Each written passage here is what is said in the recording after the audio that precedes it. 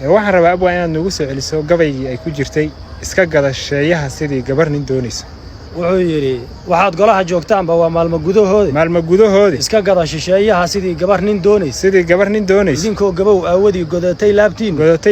oo uu garkiinii cad yahay talada goyn waay gaalada ilaahay lacnaday keena gurigiin garaadana u talo oo ahmaar galiya laabtiin taaladii guray idinka oo lulata guudkiina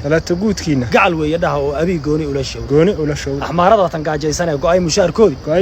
inta raashima u soo gadaan bixiya gowskooda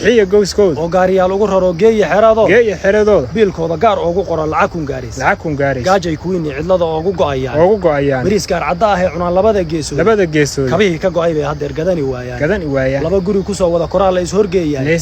kadib ay salaan iyo guhaad gam iska siiyaan hal inaad ka gaartaana waa garani weydeen Soomaalida galbeed iyo goday tan iyo gaashaamo wiilashii ku go'ay iyo dadkii lagu gumaaday